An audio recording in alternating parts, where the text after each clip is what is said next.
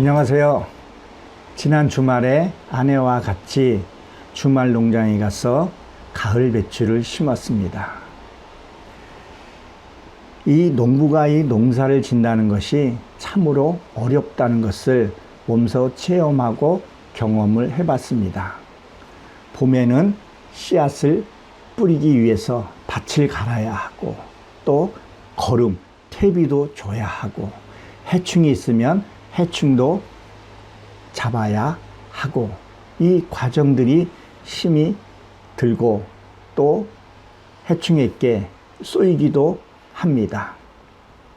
그보다 더 중요한 것은 하늘에서 비가 올 때 비가 와야 되고, 또 햇빛을 쬐어서 일조량도 같이 이렇게 어우러져야 풍작을 이룰 수 있고, 풍년이 돼서 그 겨울에 그 양식을 먹게 됩니다.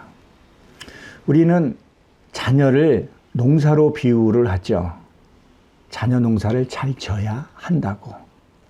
우리는 자녀를 양육하기 위해서 꼭 뭐 효도를 받기 위해서 양육하는 것은 아닙니다.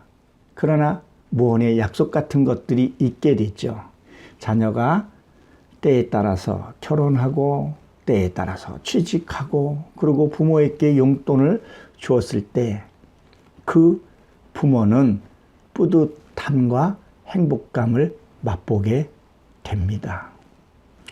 오늘은 제가 이 트랜스젠더에 대해서 여러분들은 어떻게 생각하고 있는지 그 얘기를 나누고 싶어서 카메라에 이렇게 쓰게 됐습니다. 여러분, 이 미국이라는 나라, 우리나라하고 동맹 국가이면서도 청교도 국가입니다.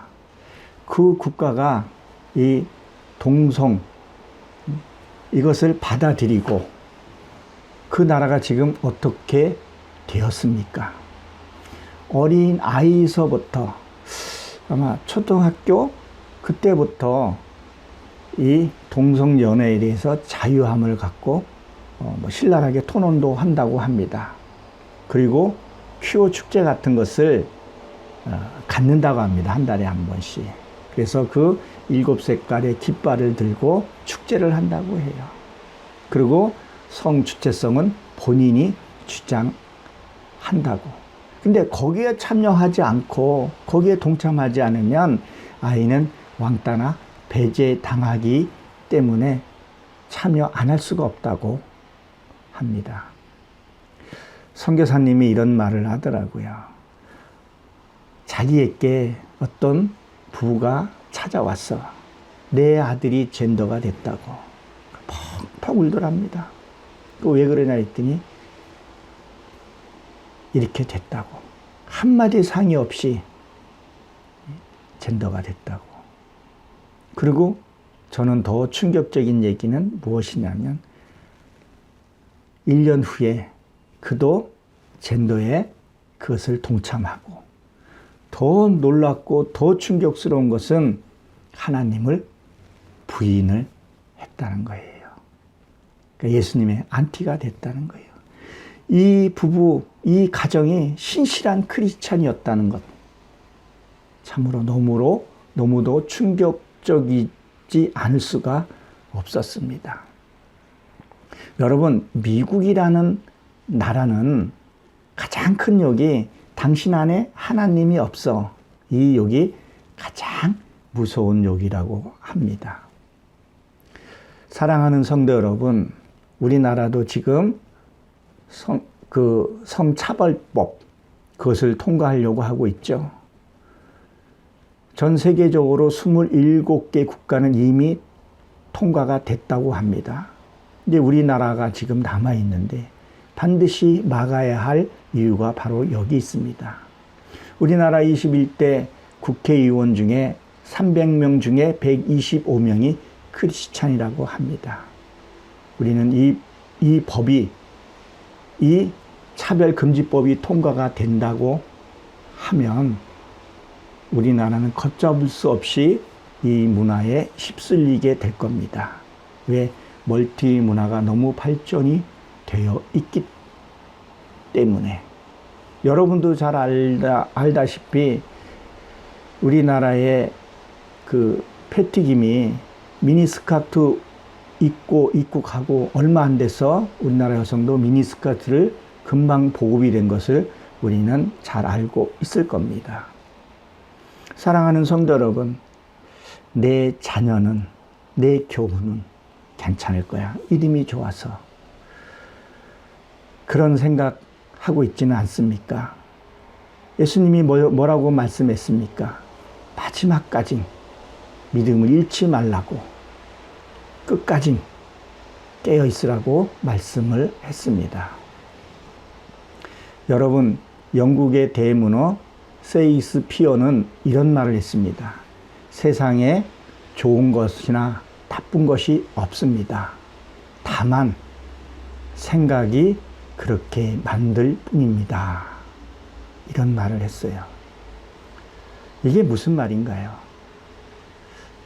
제 나름대로 표현을 하자면 여러분들이 어떻게 생각할지는 모르겠지만 국회의원 되기 전에, 그리고 국회의원에서 이 금배지를 달고 나면 생각이 달라지고 행동이 달라진다 그랬죠. 우리 속담에서도 누우면 자고 싶고 말을 타면 종을 부리고 싶다라는 말이 있습니다. 나는 정말 신실하고 나는 믿음이 좋은데 환경이 나를 생각을 바꿔버릴 수도 있다는 거예요. 제가 앞에 그 농부에 대해서 말씀을 드렸습니다. 농부가 아무리 근면하고 아무리 성실하다 할지라도 때에 따라서 비가 내려야 하고 햇빛의 그 일조량이 있어야지만이 풍년을 이루는 것과 같습니다. 내 믿음 내가 잘 지켜야 됩니다. 누가 지켜주시는 것은 아닙니다. 그러나 주변에서 함께 믿음을 갖고 간다 그러면 그 믿음은 더 신실하겠죠. 이 마지막 이때에 우리는 믿음을 반드시 잘 지켜야 합니다. 여러분, 유산, 무슨 유산이 가장 큰 유산이라고 생각하십니까? 저는 믿음의 유산이라고 생각을 합니다. 자녀에게 올바른 믿음으로 유산을 남겨주시기를 바랍니다. 하나님은 절대 그 독재를 하고 싶어 하시지는 않습니다. 앞에 그 젠더를 둔 그 부모, 신실한 믿음이라 그랬었죠. 그가 안티가 돼서 하나님을 저주하고 하나님은 독재다 이런 얘기를 했다고 했는데, 하나님은 너희가 내 백성이 되기 전에 이러이러한 부분을 고치고 나면 하나님이 모든 걸 우리에게 자유함을 주십니다. 우리는 그 자유함으로 누리고 이 세상에서도 행복하게 살다가 주님이 부르는 그 준비된 그 영광의 나라에 들어가서 우리 꼭 다시 만나기를 주의 이름으로 축원합니다. 할렐루야.